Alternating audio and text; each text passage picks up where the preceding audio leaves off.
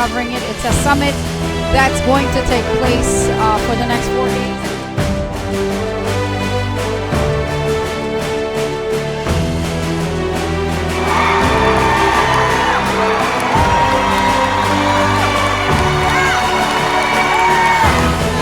Thank you, America First! Thank you, Stop the Steal!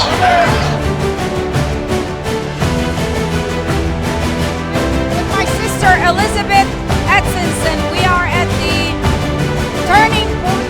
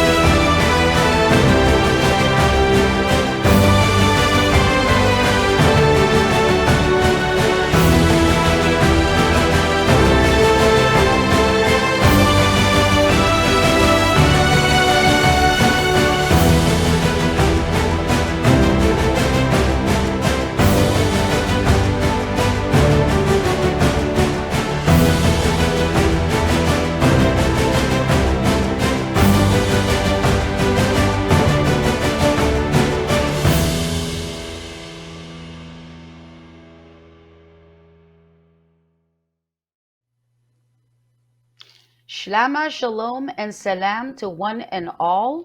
And for those of you just tuning in for the first time, those are the three Semitic words for the word peace. So peace be upon you all. Thank you so much for joining the Mona K Show. I'm your host, Mona K Oshana. We have such an I'm so excited today. I can't sit still. I'm so excited to have our guest on the program today. Today's program is called America's Appointment with Dr. Carol M. Swain. And I know that she's a renowned, a prominent figure in America, but for the immigrant community, the Assyrian community, and those around the world that are scattered all over the world, and for those of us that are in America that still don't know Dr. Swain, and I recently just discovered Dr. Swain a few months ago, my mind is boggled that we have such a treasure among us in our country. And we are so happy that she has agreed to be on the program today with us today. I want to officially give her a wonderful introduction. With us today is the prominent, well-known icon, political scientist, former professor, a champion standing strong for faith, for family and nation. One of the leading voices calling for Americans to return and for America to return to its original platform. Welcome to the program, Dr. Swain. As you can see from my excitement, it is truly an honor to have you on this program. Thank you so much. I'm very excited about joining you today. Well, thank you. I'm going to go ahead and now read your bio because it is truly it's such a beautiful bio. And I need to put my glasses on to do this. Dr. Carol Swain, award-winning political scientist, a former tenured professor at Princeton and Vanderbilt University, is the Distinguished Senior Fellow for Constitutional Studies with the Texas Public Policy Foundation. She has served on the Tennessee Advisory Committee to the U.S. Civil Rights Commission, the National Endowment for the Humanities, and the 1776 Commission. Dr. Swain is an author of many books, and I was just carrying all of the books, and I have to show them. I have gone out and bought all of her books, or most of her books. She's an expert on critical race theory, American politics, and race relations. Her televised appearances include ABC's Headline News, BBC Radio and TV, NPR, CNN's AC360, Fox and Friends, Judge Jeanine, The Ingram Angle, and Tucker Carlson. And of course, today, debuting in my program, so humbled that she is on the Mona K Show. She has published opinion pieces in the New York Times, the Washington Post, the Wall Street Journal, the Epoch Times, the Financial Times, and USA Today. Dr. Swain is an entrepreneur, and her business include Carol Swain Enterprises, LLC, and Unity Training Solutions, LLC, which offers an alternative to diversity, equity, and inclusion training, DEI. She holds 5 degrees, including a PhD from the University of North Carolina at Chapel Hill and MSI from Yale. Dr. Swain, your credentials are beyond we can imagine. And of course, you have a website that I want, and I know that Fred, our producer from Cinnamon Production, that we are bringing this program through, will be putting a QR code for people to be able to find you on the website, which is bethepeoplenews.com. You'll also have a podcast that people can go to and find all of the information. It is bethepeoplenews.com. And I want to start out with saying this, Dr. Swain, and we can start our conversation. What this program is and why we called you today to be on our All program. right. Unlike Whoopi Goldberg, I know you that you are not a medical doctor, but you are a doctor of political science. Okay? However, your wisdom is truth. It's selfless, it's timeless, it's ageless, and it's colorless. You are a great example for all humanity, regardless of color, creed, or gender. Today, we wanted to get an appointment with you, ma'am, to examine the condition of our great country, America, to figure out, based on what you see and what we are all feeling, the symptoms of the sickness that we have in America, what is the best path to recovery, in your opinion? That's what you are here for. What do you think of that? What's your reaction, doctors? Well, I call myself a repository of unsolicited advice. I have an opinion on almost everything, but I am a devout Christian. I pray for wisdom all the time, and I tend to dispense, my ideas and hope for the best. Like, I don't hold back with my opinions. And so, if during the course of the conversation I say something that is beneficial to your audience, that's the goal. But I'm trusting the Holy Spirit, to fill my mouth, with wisdom. Amen.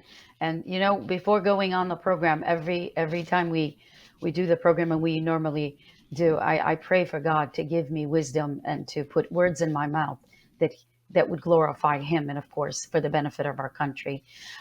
Dr. Swain, as you know very little of my history, that I just filled you in a few minutes ago before we came on the program. I do come from the Middle East. I am a Christian. I'm a genocide survivor. And as Right. such, I never forget the voices that are suffering in obscurity. And one of those voices are the people of Iran. And before we start our program, I'd like to mention, just like we've done always with our program, I want to start this program by sending our thoughts and prayers and our solidarity, standing with the Iranian people who are fighting to bring change and democracy to their country, especially the women that have revolted against the mandate of wearing the hijab that is being forced with consequences. If you don't wear the hijab, it's forced upon women to wear them with consequences. And in many cases, they are facing death. So I'd like for us to watch this small Twitter video that was just released, and it was asked for everyone to share it. And I'd like to get your reaction to that, Dr. Swain. All right. Thank you.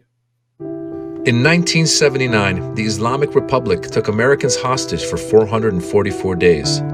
That same year, they began taking the Iranian people hostage for 43 years. With these most recent protests, the people of Iran are telling the Islamic Republic enough. Enough oppression of women, enough jailing and killing of the youth, and enough corruption and grifting from the people of Iran. This is not a revolution against any religion. The people of Iran want a free and democratic Iran where Muslims, Christians, Baha'is, Jews, and any other religious or non-religious people can coexist together in a free country. They want a country where a woman's life and worth is as valued as that of a man's. They want a country that gives its young opportunities rather than pushing them towards depression and wanting to leave the country. A free and democratic Iran could be a linchpin for democracy in the Middle East and can benefit the world in ways that we can't begin to imagine. This isn't just a battle of the Iranian people, but it's a battle for freedom all around the world.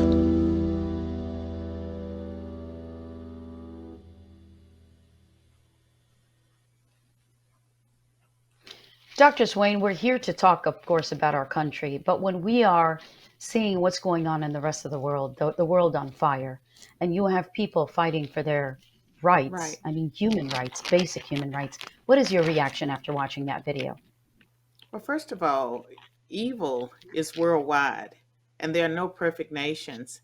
And there was a time in my youth when I thought I lived in the greatest nation in the world, and I saw America as the morally superior to other nations.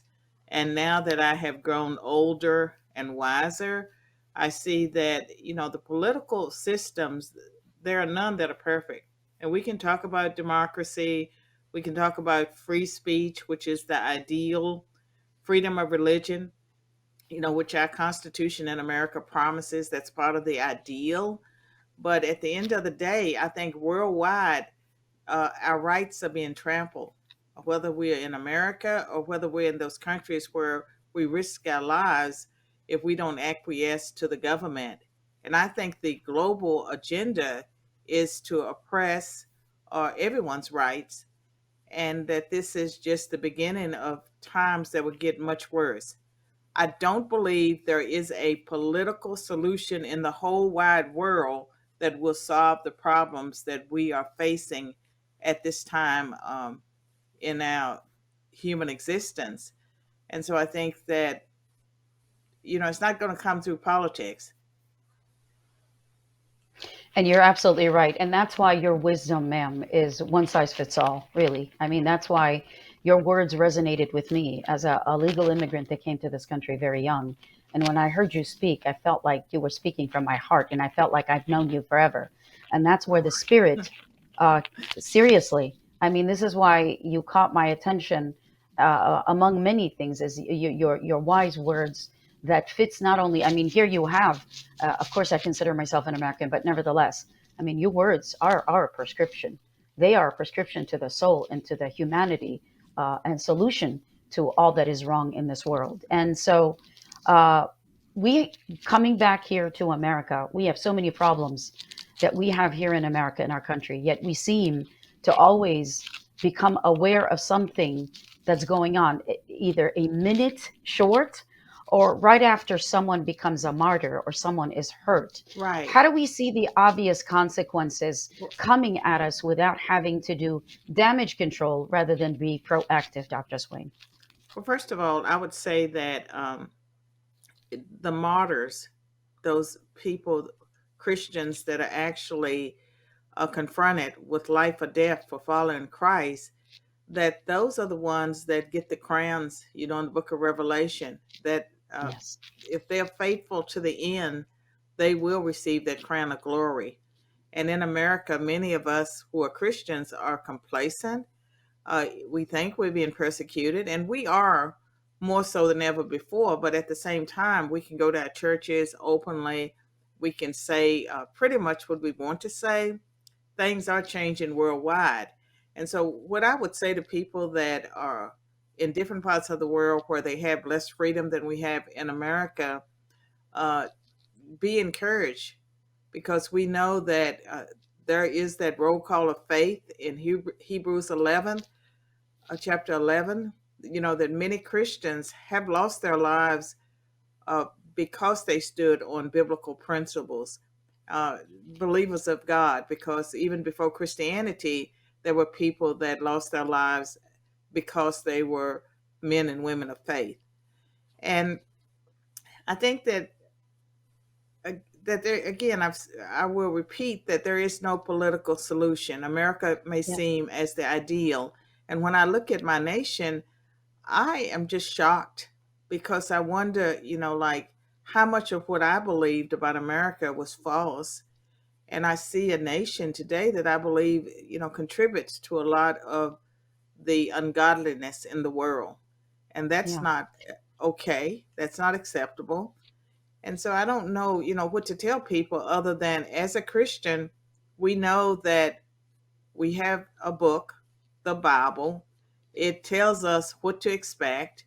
And I would argue that we truly are in the end times, because so much is happening so fast.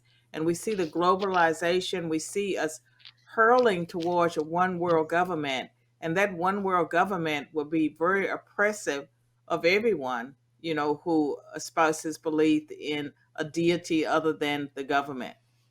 Absolutely. And for the immigrants coming from the outside, and my perspective is from the outside in, coming in as an immigrant, we've always seen America as a ministry, as a ministry. And so when we came here thinking that we could practice our faith and we could be free, but it's unfortunate that what we found, just like with your disappointment in your birth nation, which is America, my birth nation being Iraq, but I feel like I was reborn here in America. It saddens me to see so many people have grievances against this this uh, this nation that takes in so many people. Now, my question to you, and when I say that it's in ministry, of course, it's my viewpoint, and I hear that you, as a Christian, have that viewpoint as well.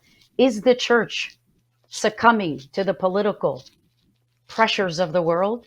Is America succumbing to the political pressures of the world? Uh, Certainly so, and it has been the case for a long time. Yeah. The Marxism, uh, from trace, trace back to Karl Marx, Hmm. has affected American culture and the churches. The Catholic Church has been infiltrated, as well as other churches and organizations, so that you find people that are, for the most part, willing to go along with the trend. Christians are going along with the world as opposed to being counterculture. And I Yes. don't know, uh, Mona, if you have my book, Countercultural Living, what Jesus has to say about life, marriage, family, gender, and materialism. That is my latest book, the little book. But yeah, we have a It's on its problem. way. It's on its We have, way. and it's a quick read, but Yeah. definitely we have a problem within the Christian community. And in America, it doesn't matter where you're from, which nation. If you're a Christian, the rules have changed because we've become a very secular nation, and we tend to Yeah. celebrate more people from exotic religions as opposed to those that are Christians. And coming as a refugee, when Democrats are in control, it's not so easy to come to America as a refugee. Yeah. Republicans tend to try to open a safe haven to people that are fleeing religious persecution, but not necessarily so for Democrats. So it waxes and wanes depending on who is president. Yeah, and we have to say we are, the division that's happening in the United States of America is happening within. It's no longer the enemy is not attacking us from outside of our country, outside of our borders. It is within our borders, and Right. I don't. Yeah, it's unbelievable. Now, your motto or your logo, or you have been known to speak of this, and I even included it in in the flyer when I was advertising for this program. You say restoring hope in the American dream is one of your purposes. Dr. Swain, is the American dream still alive? And is it still possible? It's still possible, but the messages that we get, from our institutions, whether it's the churches, the schools, the media, uh, they're not encouraging people to pursue the American dream the way they were when I was a child.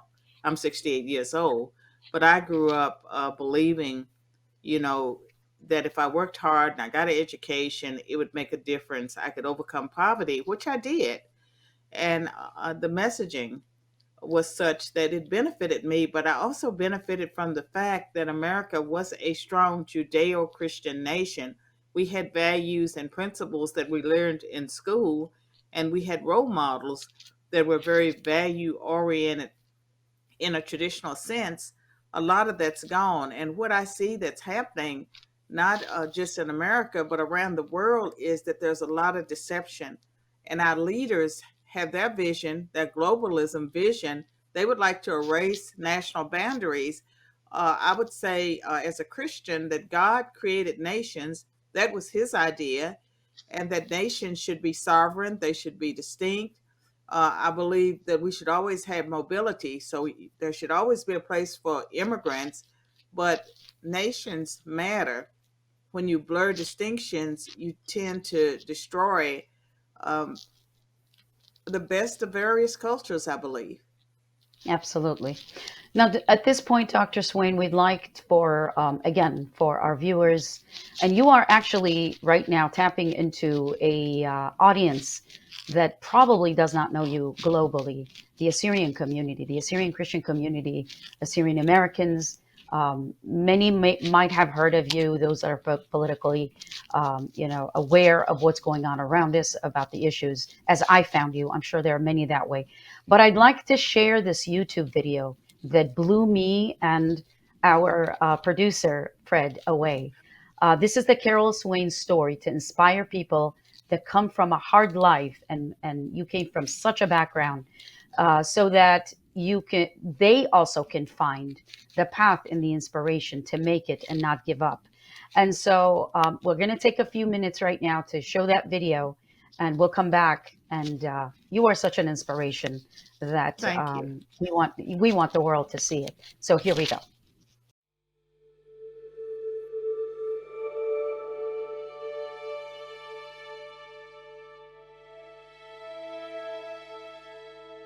We were the poorest of the poor, and that was a part of the identity. I'm a university professor now, but I never can remember a time growing up that I ever said, I want to be a university professor. I was born and raised in the rural South, and I was one of 12 children. I was second from the oldest. We lived in extreme poverty. The early part of my life, we lived in a 2-room shack, and it was literally a shack. It's so tiny. And my elder sister and I and some of the children that were the first kids, we slept on the kitchen floor. The house did not have any running water or indoor plumbing, and not having a bathroom in the house. And so really having what the older people call a slop jar in the house and having to empty that, those are things that made it very difficult. You had to put a pot on the stove and heat up the water to bathe in, and all of us bathed from that same cruddy pail of water. And you know, you can imagine by the time it got to the 3rd or 4th kid, it's pretty dirty. And it was not uncommon for us to go into the local dumps looking for whatever we could find. Growing up in that shack, all I can remember is just sadness. It was very depressed. I always felt unloved. There was always conflict in the house. There was never enough of anything. There were fights every Friday when my stepfather got paid. There would be a fight between my mother and the stepfather, but these would be really violent fights. The most graphic memory is my stepfather chasing my mother with an axe, threatening to kill her, and the children, we were running around, you know, grabbing at his legs, trying to protect our mother. Later, my mother moved to the city when I was probably 12 or 13 and became involved with social workers and welfare programs. And what I watched happen in my family was that it became a way of life for her and for some of my siblings. And I saw what a trap welfare is, and for many people, and still for some of my siblings, they've never held a steady job. At that time, I was a high school dropout. I had dropped out after completing the 8th grade. I felt shame, I felt fear, I was depressed. And so I married at 16, not because I was in love. I married a neighbor that was a little bit older just to get away from home. Part of the misery that I experienced in my childhood, some of it just continued into my marriage and into my early life. At some point, I started taking bottles of pills and I really wanted to die.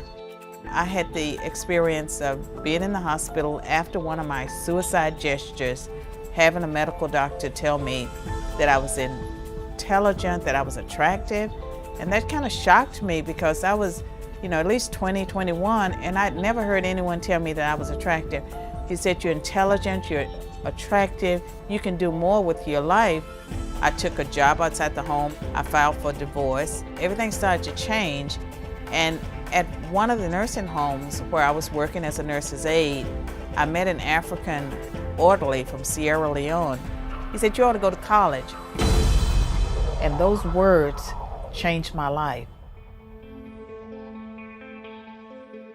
I studied hard. I earned my GED.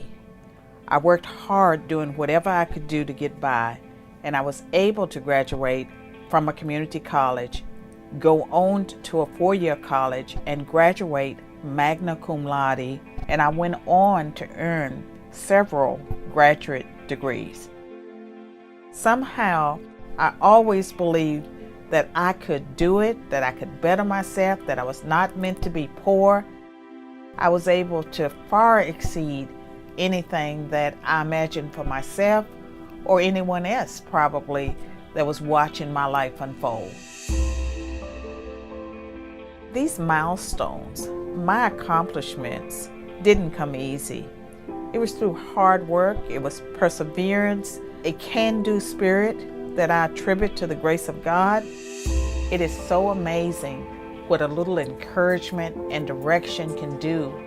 But the system itself doesn't encourage people to better themselves. The social welfare programs that we have in America puts a Band-Aid on the problem, but it does not fix it. The only thing these programs do is create, in the long term, a sense of entitlement that results in a loss of self-worth for the individual.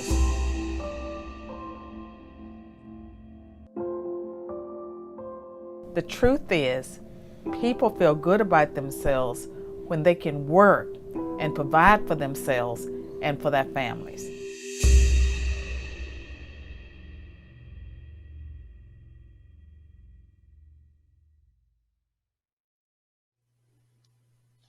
Dr. Swain, you are such an inspiration. That video is proof that the American dream is still alive because you made it. The fact that you pushed through all of the hardship that you had in your life, and here you are, one of the most prominent, renowned person that people are respecting and waiting to hear what you have to say. So congratulations on making it, and thank you. And we are so blessed in America to have you make it on this side and be able to say you can do it too. So thank you for that. Thank you so much. And, I can say to God be the glory, but for most of my life, I was not a devout believer. I had a Christian conversion experience in my 40s, but I always knew that there was a God. I always knew that there was something larger than me guiding my life. But until I was in my 40s, I was not ready to say, Jesus Christ was my Lord and Savior. I believed one God, many paths. And, it's so clear to me that just like Jeremiah 1:5, before he formed me in my mother's womb, he knew me, he called Amen. me, and he opened doors. And so even though you may not know Christ, he knows you. And so there's a Amen. plan for your life, and it unfolds gradually. So I had my Christian conversion experience in my 40s, but and after I had that experience, and you go through the honeymoon period of God, it's like he took me backwards, showed me different points in my life where I was struggling and where he was during those times. And so, whether you actually know God or know Jesus as Lord and Savior, he knows you. Yes. Amen. And this is what we need to hear today. Now, amen to that. Seriously, I mean that's so motivational. Going into the nitty gritty of what's going on in our country, Dr. Swain, we all know Washington is broke. It's broken. We know that. America But is broke. The world is broke. yes, absolutely, absolutely. Now, the founders were so smart to actually enlist the citizens of the country to actually make sure and hold our officials accountable.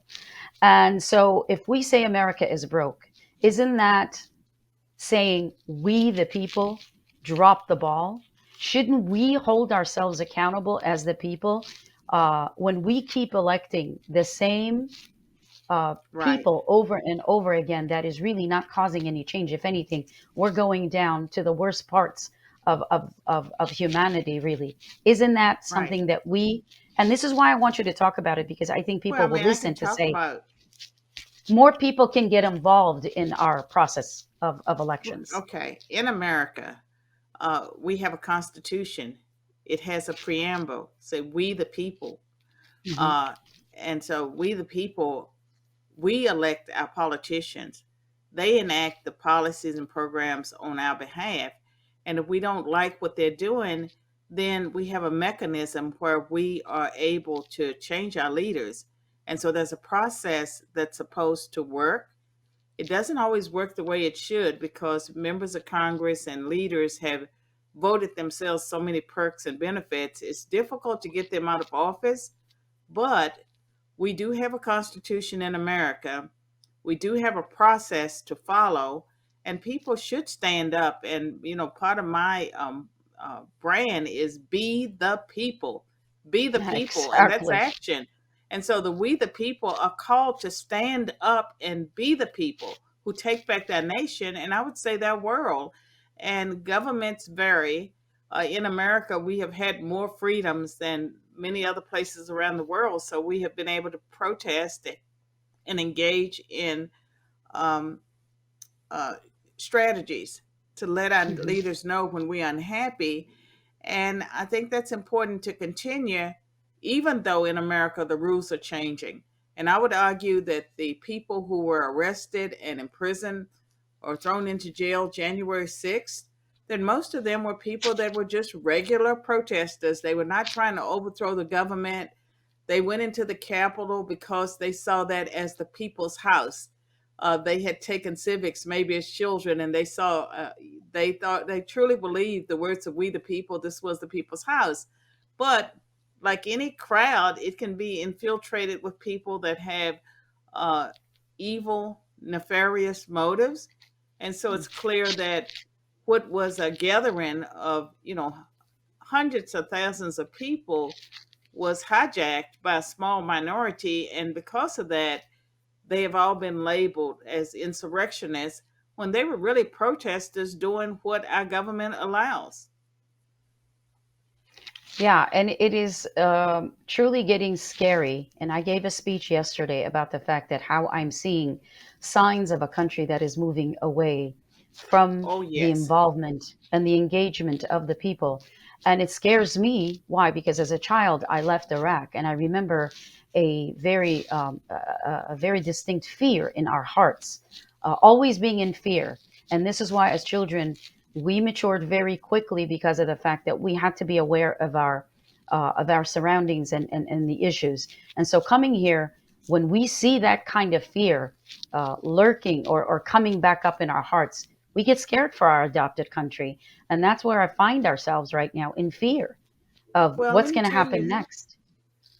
that immigrants are sort of leading the way because there's so many immigrants that have fled communist countries, Hmm. and the ones that are older, they see all the signs here in America that the socialism, the communism, the attack on free speech, the taking over of the media. For the most part, we don't have a free press.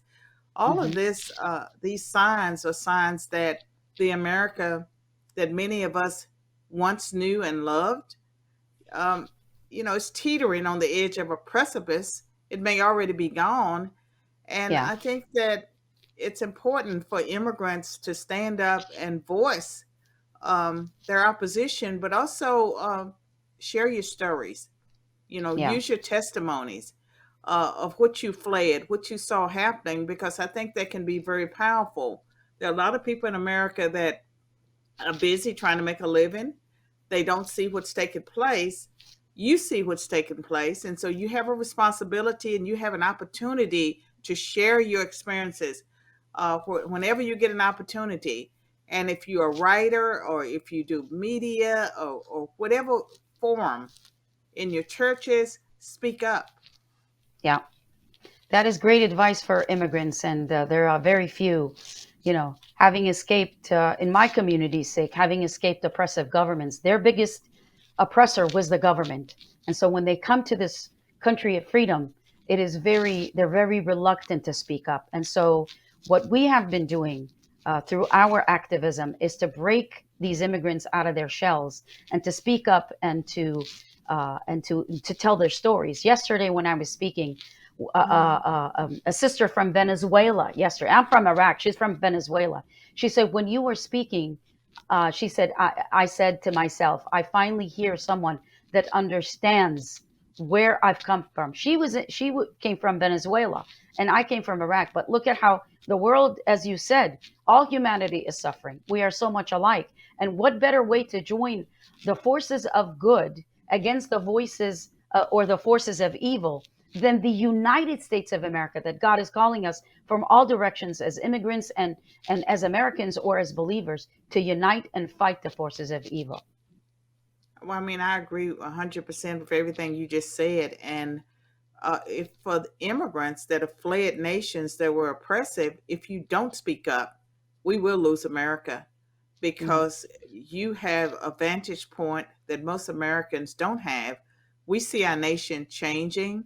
Many of us, I study government. I have a PhD in political science, so I'm a student of government.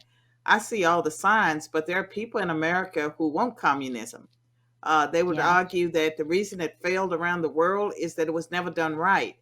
We don't yeah, want that in our nation.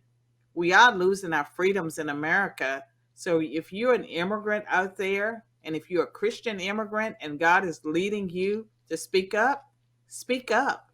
Because if speak we up. lose our nation and we lose our freedom, um, America will be gone.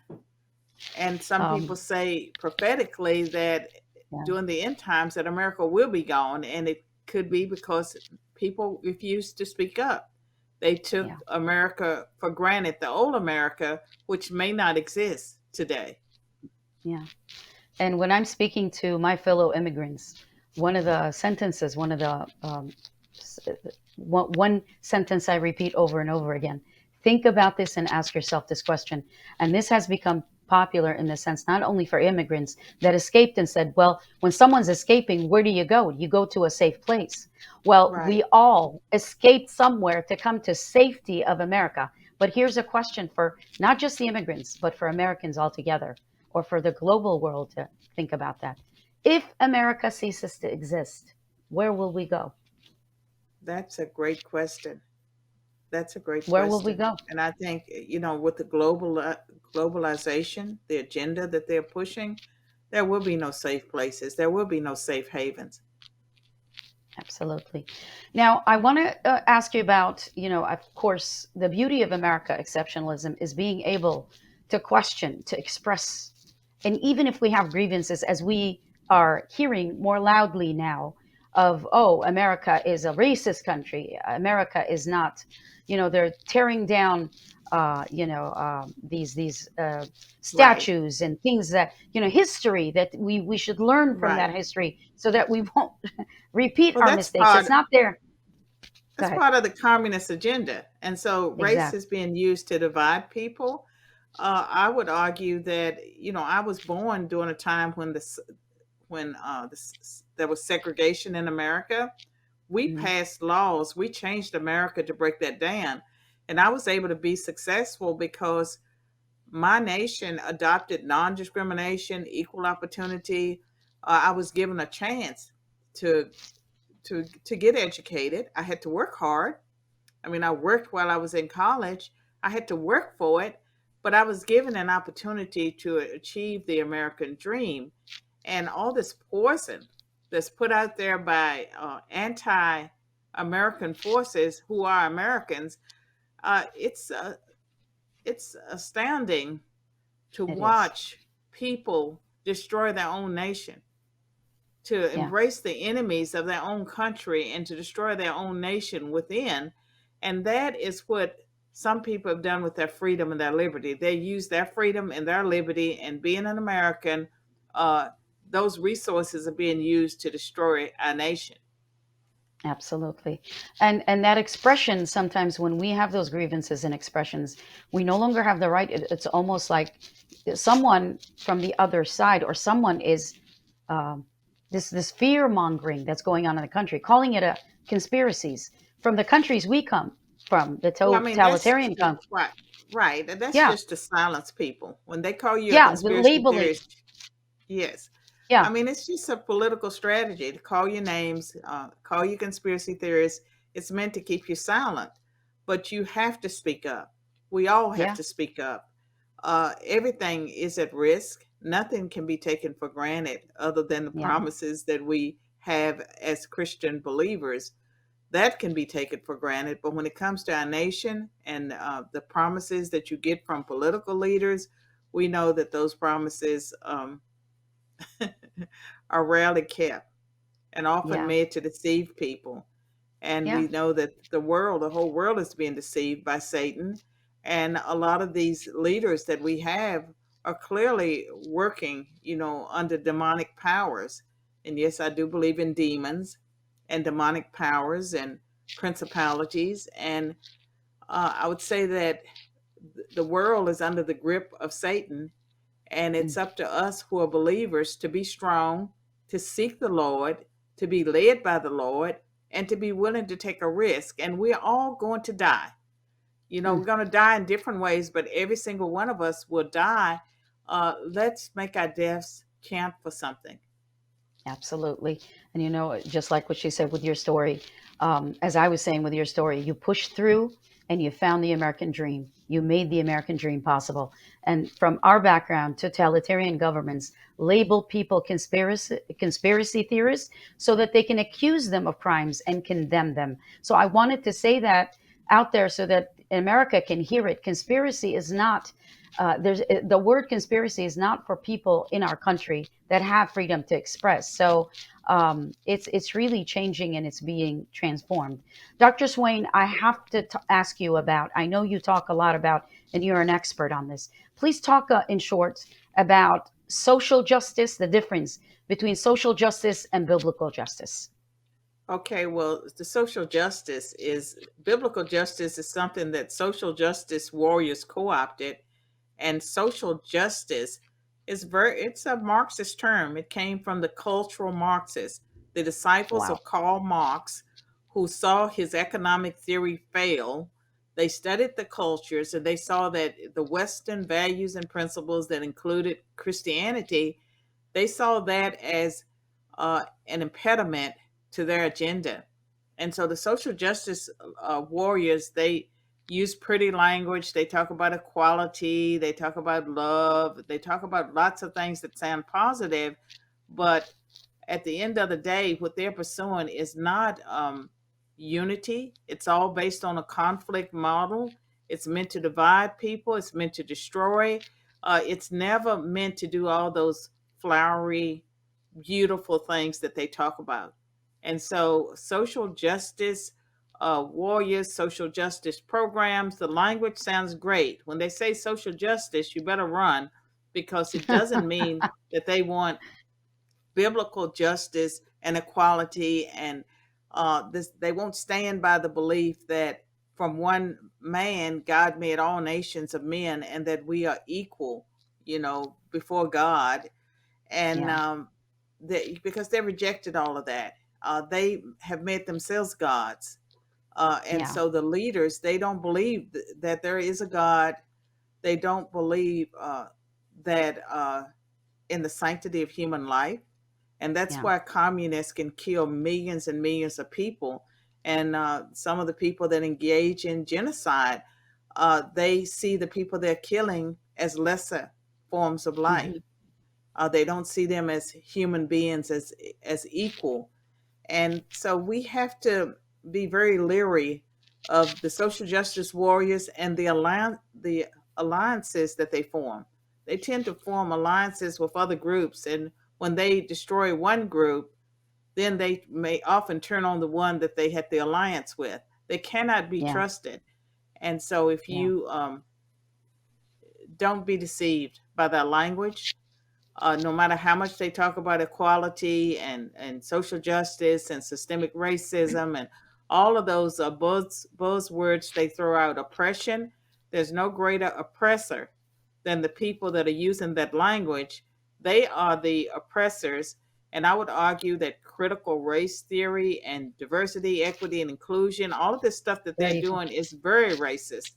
And it's being mostly deployed by white progressives that manipulate the concerns of racial and ethnic minorities to achieve their agenda.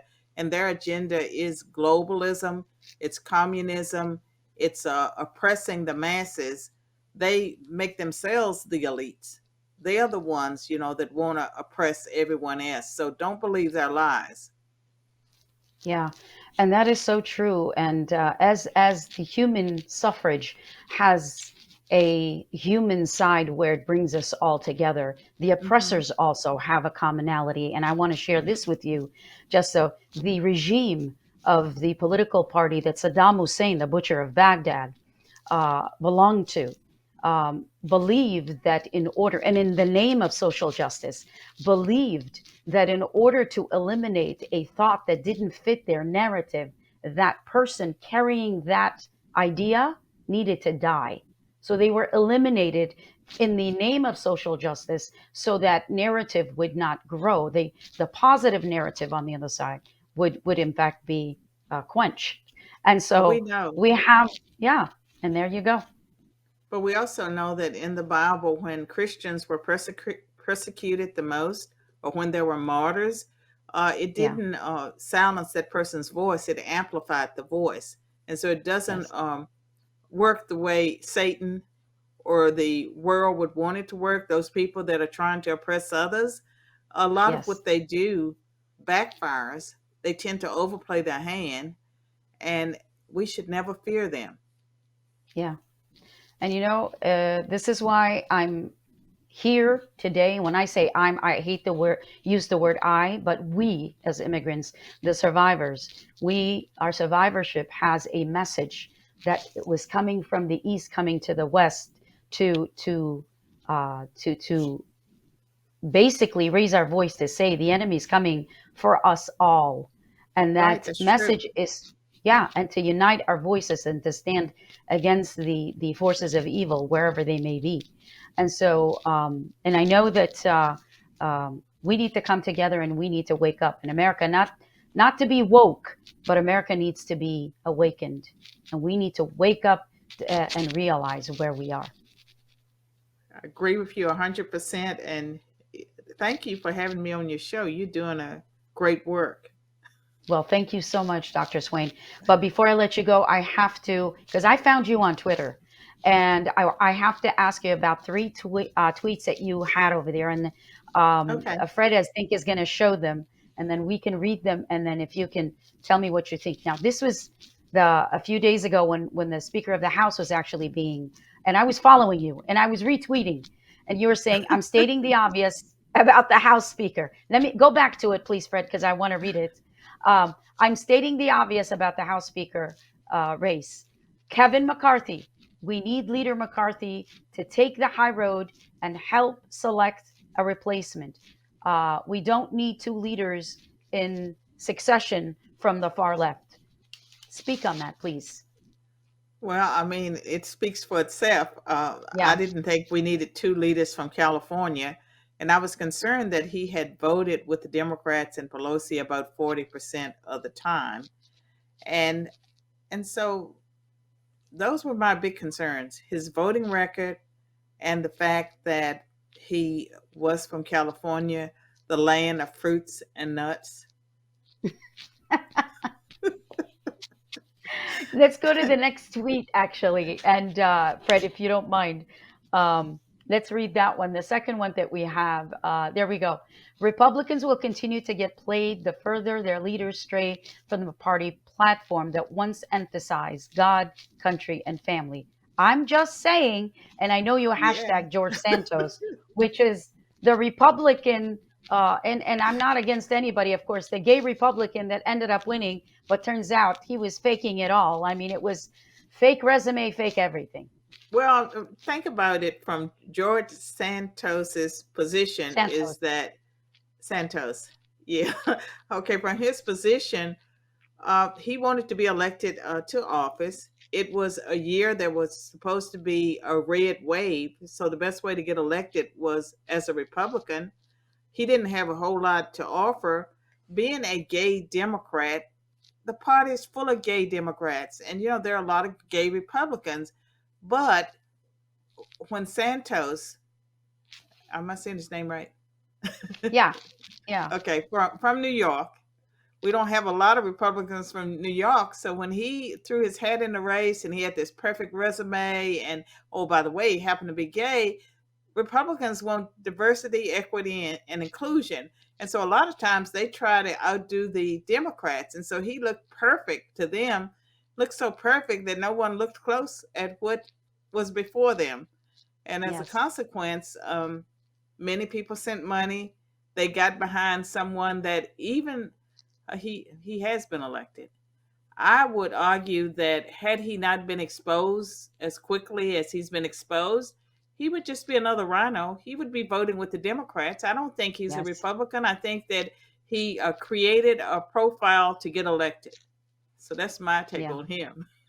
And this is why we were saying that, again, the Republicans got played, and the enemy is not coming from outside of our borders. The enemy is coming within, and the fact that they injected, and I know that I was reading articles that he was Right. paid by we're not going to get into that, by the fact that this was a planned strategic Oh, method of to course. get into I the mean, Republican Party.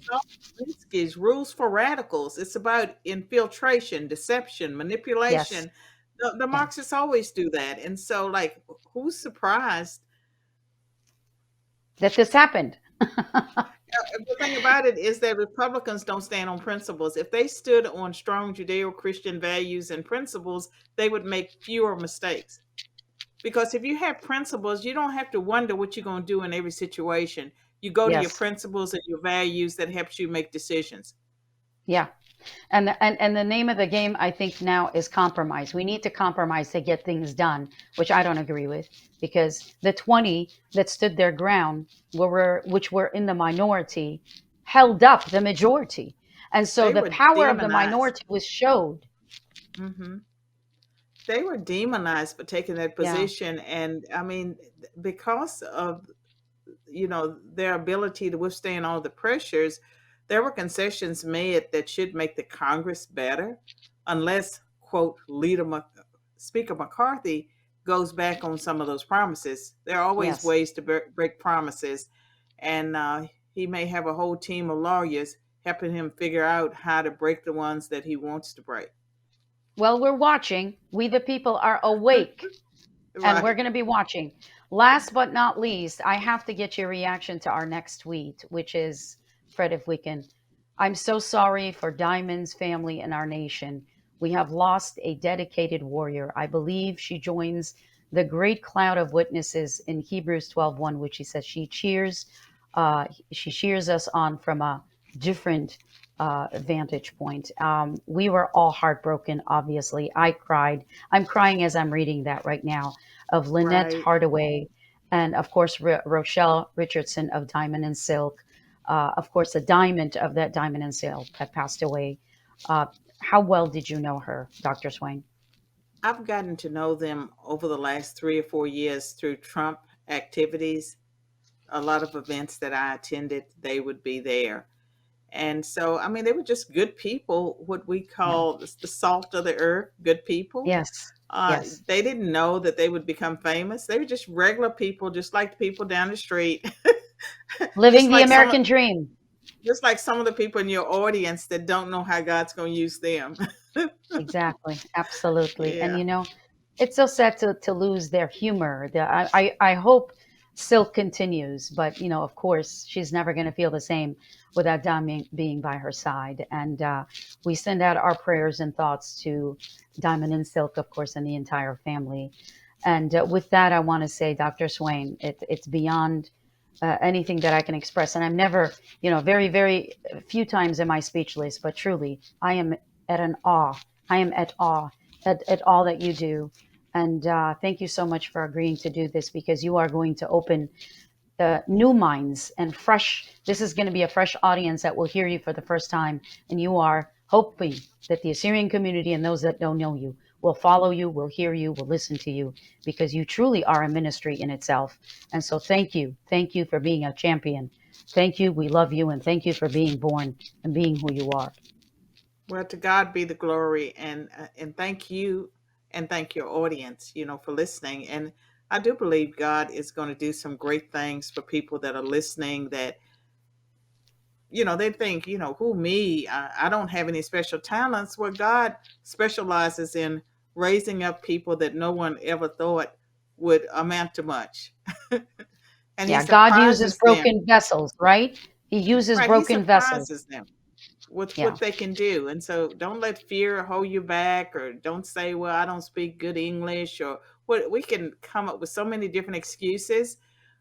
Don't let excuses hold you back. If you feel that the Lord is leading you, you have something buried in your heart, give birth to it. Amen. Amen. Give birth to it. Thank you. God bless you. And I hope to have you on the program again, Dr. Swain. You are a pleasure Thank you. to have, Thank and you. your words truly are wisdom for ages. Thank you. Thank you. Thank you so much for watching today's program. I hope you enjoyed this interview that we've had with a heart-to-heart, really, with a doctor that, of course, a PhD, a philosopher, really, I call her, and a political science PhD professor that actually can look at what's going on in America, because she's been doing this all her life, coming from a life of hardship and realizing the American dream. So I hope that we can all relate. I would encourage you to follow her, to watch her podcast, and I know we shared her QR, and we can do that throughout the. There it is, Fred. Thank you for that. P the People News. I've learned so much from her. I've bought her books. I would encourage you to buy her books and follow her. Thank you so much for being on the program today. Until the next segment of the Mona K Show, Shlama to all of you, and thank you for watching.